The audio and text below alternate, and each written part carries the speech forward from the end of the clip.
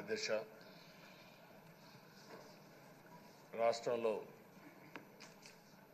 రాష్ట్రంలోనే కాదు తెలుగు రాష్ట్రాల్లో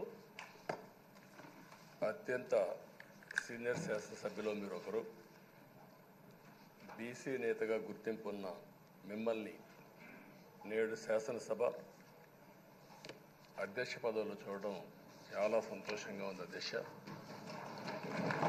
అంతవరకు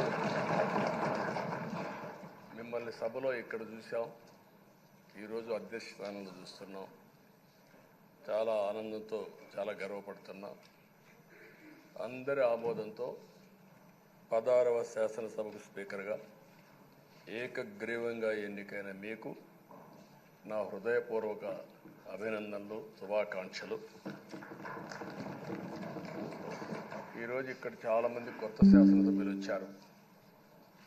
ఒకసారి అయ్యన్న పాత్రుడు గారి జీవితాన్ని కూడా ఆలోచించుకోవాల్సిన, మీరందరూ తెలుసుకోవాల్సిన అవసరం ఉంది. మనందరి మాదిరిగానే ఆయన కూడా ఒక హంబుల్ కుటుంబంలో 1957 సెప్టెంబర్ 4వ తారీఖున ఉత్తరాంధ్రలో నర్సీపట్నంలో జన్మించారు. తల్లిదండ్రులు చింతకాయల వరహాల దొర చెల్లాయమ్మ గారు. యువత రాజకీయాల్లోకి రావాలని ఆ రోజు ఎన్టీ రామారావు గారు పార్టీ పెట్టిన మొదట్లో పిలిపిస్తే 25 సంవత్సరాల వయసుండే సమయంలో రాజకీయాల్లోకి వచ్చిన వ్యక్తి అయ్యన్న పాత్రుడు గారు.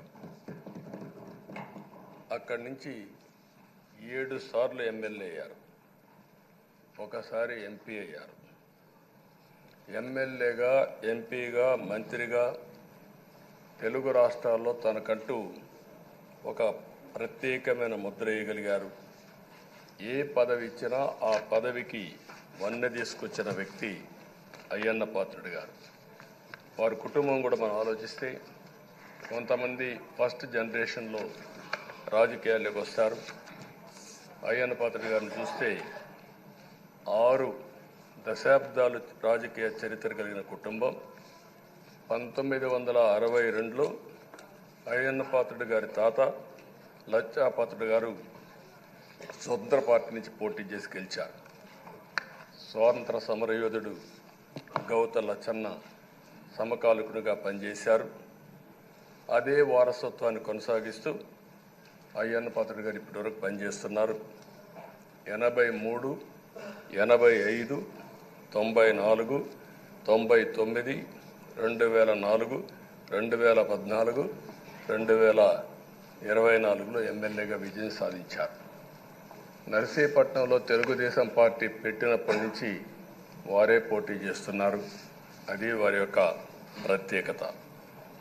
7 సార్లు ఎమ్మెల్యే గెలవడం, 16 సంవత్సరాలు మంత్రిగా పనిచేయడం, 1996లో అనకాపల్లి ఎంపీగా గెలుపొంది 2 సంవత్సరాలు అక్కడ పనిచేయడం, తెలుగుదేశం పార్టీ పాలిట్ బ్యూరో సభ్యుడిగా 10 ఏళ్లు పనిచేశారు. టెక్నికల్ ఎడ్యుకేషన్, రోడ్లు, భవనాల శాఖ, అటవీ శాఖ, పంచాయతీరాజ్ శాఖ మంత్రిగా బాధ్యతలు నిర్వహించారు. 3 సార్లు R&B మినిస్టర్గా పనిచేశారు. అదేవిధంగా మనం ఒకసారి చూస్తే ఎప్పుడూ పోరాట యోధుడు, రాజీ పడని నాయకుడు, ఒక విశిష్టమైనటువంటి లక్షణాలుండే వ్యక్తి. తెలుగు రాష్ట్రాల్లో ఏ మారుమూల ఎవరిని అడిగినా అయ్యన్న పాత్రుడు గారిని గురించి చెప్తారు. 66 సంవత్సరాలు, ఇప్పుడు కూడా ఫైర్ బ్రాండే, చనిపోయే వరకు ఫైర్ బ్రాండ్గానే ఎక్కడ దాంట్లో రాజీనే లేదు. అదే మరి ఇంకొక పక్కన చూస్తే తనకంటూ ఒక ఇమేజ్. అదే సమయంలో లాయల్టీ ఫ్యాక్టరీలో కరుడు గట్టిన పసుపు యోధుడుగా పార్టీలో ఇంతవరకు ఉంటారు, ఎప్పటికీ ఉంటారు. అది ఆయన ప్రత్యేకత.